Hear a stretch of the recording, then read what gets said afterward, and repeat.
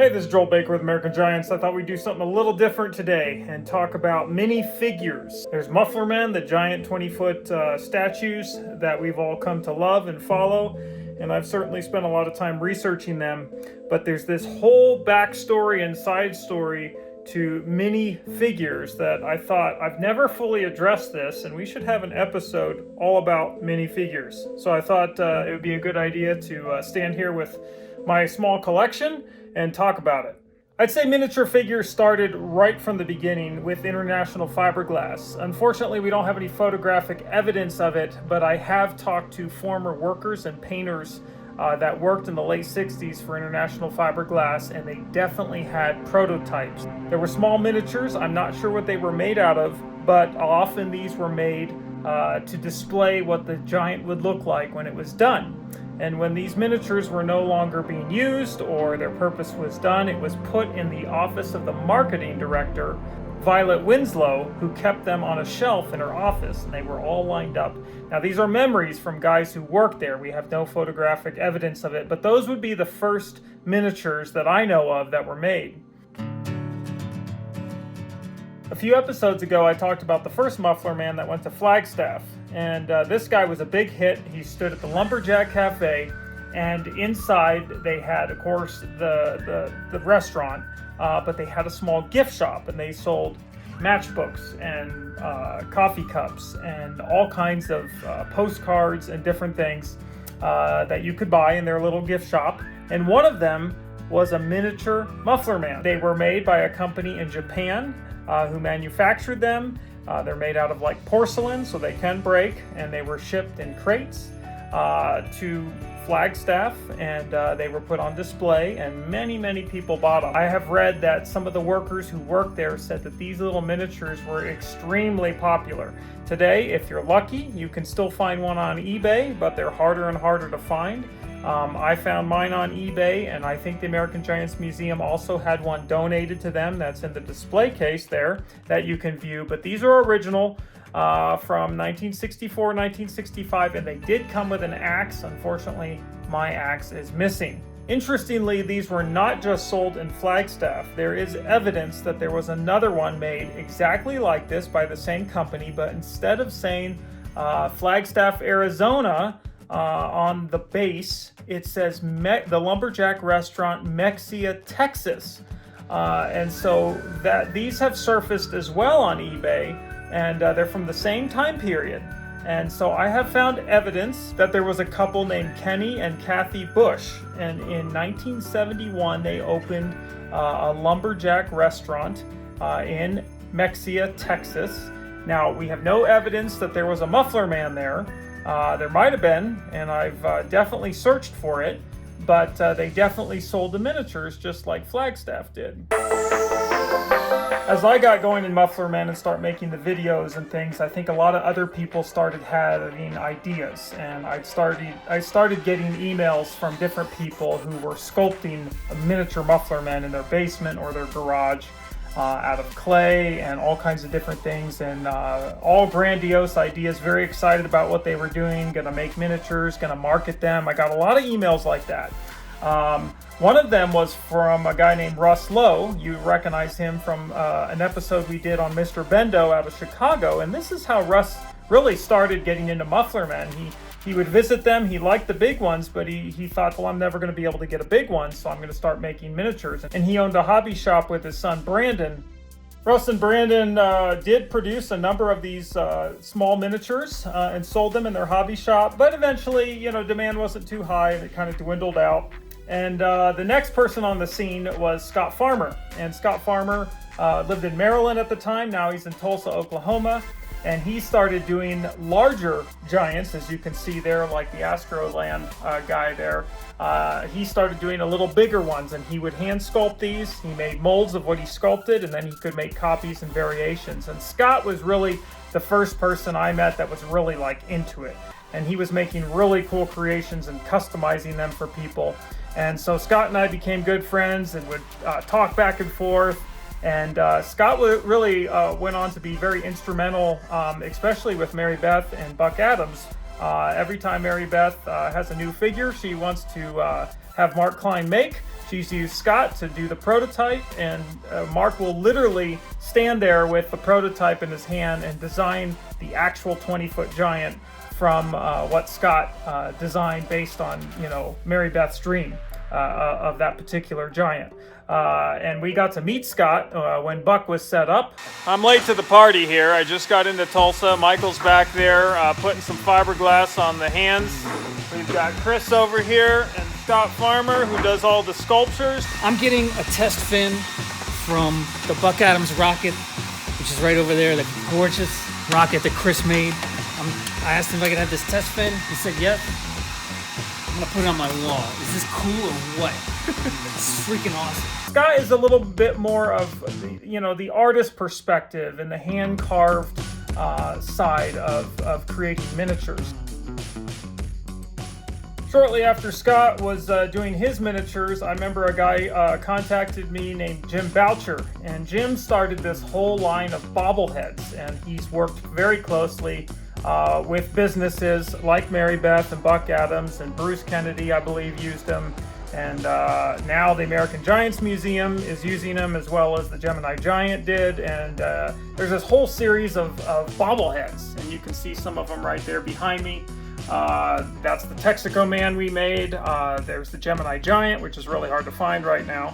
And Buck Adams, and let's see, Gearhead Kuros made a big boy with the tires. And so I think you're going to see more and more of these guys populate Route 66. And of course, the idea is we got to collect them all. And then last but not least is Mike Taylor. And this guy is brand new on the scene, but he has moved very, very quickly. Seems like just a few months ago that I first saw Mike's creation with a Santa he made. Hi, I'm Mike Taylor. I'm the owner of When Dinosaurs Attack, a 3D printing shop that focuses on gaming accessories as well as weird stuff that's inspired by vintage and roadside America. So back in November of 2023, I was looking to try to do some type of Christmas ornament because I'd been doing those for the last couple of years, and all of a sudden thought, you know what, I've never seen someone do a Santa in the style that is what we have in Manchester, and we refer to him as Demented Santa. And he pretty much is a seasonal giant. He comes out at Christmas time at a Christmas tree lot. Just I had a thought that it'd be really cool to make one of these because of locals and just the local area. We just love it. And so spent some time, took some photos of it when it went up, and came together pretty quickly and started selling them around Black Friday last year, and it immediately sold out right away. And it was just a huge hit with the locals. People from outside who moved away, who knew about it, they started buying them as well. It was really hard to keep in stock. But I had someone reach out to me on Facebook saying, hey, I would love to get one of these if you have one. I just bought a full-size one. I'd love to have a small one to go with it. And I was like, what are you talking about?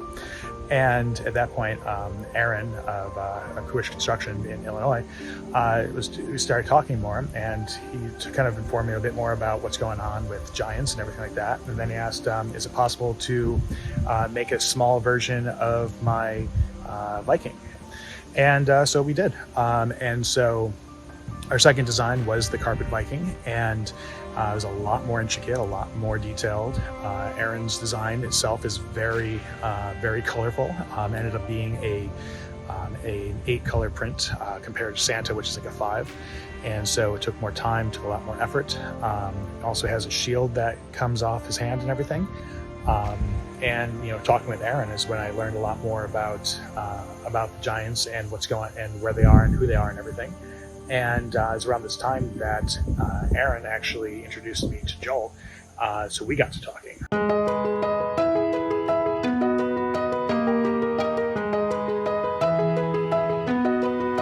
And I was super impressed with Mike's dedication to detail. And unlike everybody else, he wasn't hand carving these, he was using 3D printers to print them.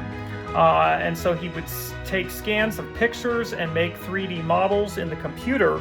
And I was really impressed with Mike's attention to detail and how he wanted these things to look exact. And so we spent a lot of time on the phone and chatting and me sending him pictures of angles he didn't have so that these miniatures could properly represent Muffler Men. And I feel they really did, and it was really cool what he started to make.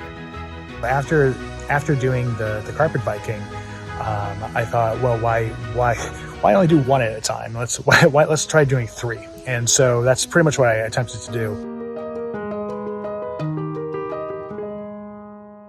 The Bunyan was based off of the one up in Rumford, Maine.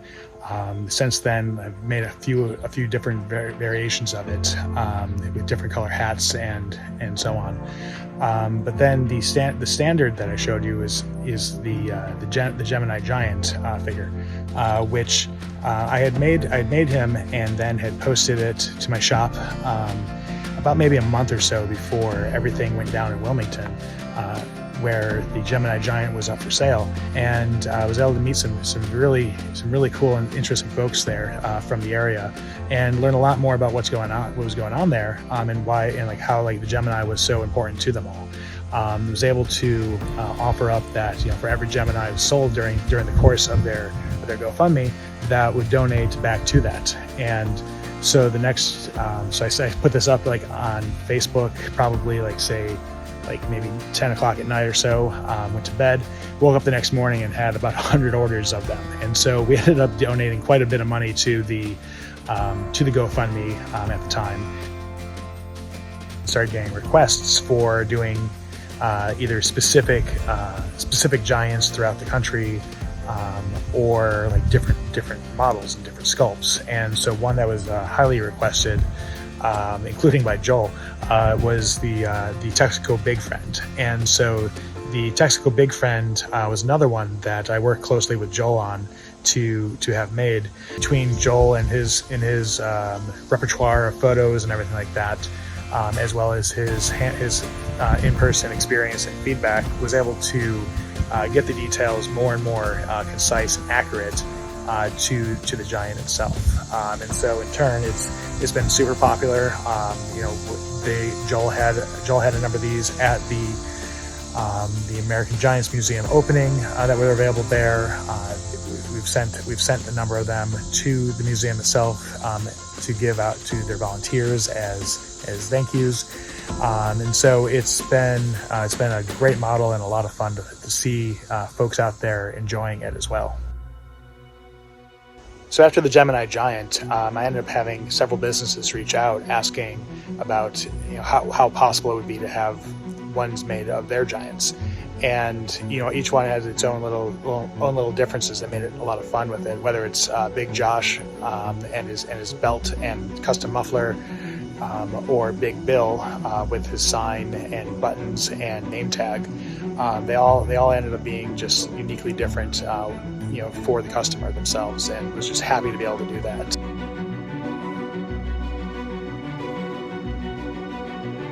So the 3D printing process, unfortunately, is not a quick one. So in addition to the actual 3D modeling of the figures ahead of time, before they can be printed, I have to go through and paint them in a different program and then load them in to start the print, adding supports to them to make sure that they don't fail or anything like that. And it easily can take anywhere from like as low as a day to as many as 2.5 to print some of these designs. And on top of it, can only print so many at a time. The Gemini Giant, for example, I can print 6 at a time, and it takes about a day. But then another one like the Viking, I can print 7 at a time, but it takes 2.5 days to print that.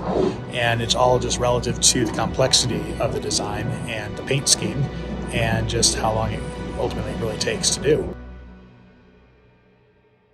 Another popular request that we started getting was for the Uniroyal gal, and so we did her as well. But again, being the only female sculpt of the bunch, she was just incredibly popular across the board amongst fans and everything. But one thing that we wanted to make sure we could do was sculpt her with the option of having her on display with and without the dress. And so it certainly was an interesting task to do, because we're now suddenly modeling a dress to fit very closely to the figure, but was able to do it. We actually had an opportunity to make one for Stella, who just went up in Tulsa. It was just a great experience, and so now she's available currently at Bucks, and in turn, we're currently working on making a Buck figure as well. I remember after Mike started making quite a few of his miniatures, and he had a good collection going, he sent me, he called it a care package, and I remember I was like a kid in a candy store to get this box on my porch and pull it in and see firsthand and feel and touch and see for the first time all these little miniatures he had made. Since starting to print the models, I think I've sculpted like 13 or 14 different designs. And it's been a very interesting experience for sure. A lot of learnings going on, not only in just what I'm doing, but also with who I'm meeting along the way. Like whether it's folks like Joel and the work that he's doing through American Giants, or the owners of the different statues themselves. It's just been fantastic being able to get to connect with these people across the country and learn more about them and what the statues mean to them and what they mean to their communities. For the business, it certainly has pivoted quite a bit. We've gone from doing gaming accessories to almost doing exclusively these Muffler Men and Giant statues, and also just staying involved and staying active with what's currently happening has been very interesting and rewarding to an extent as well.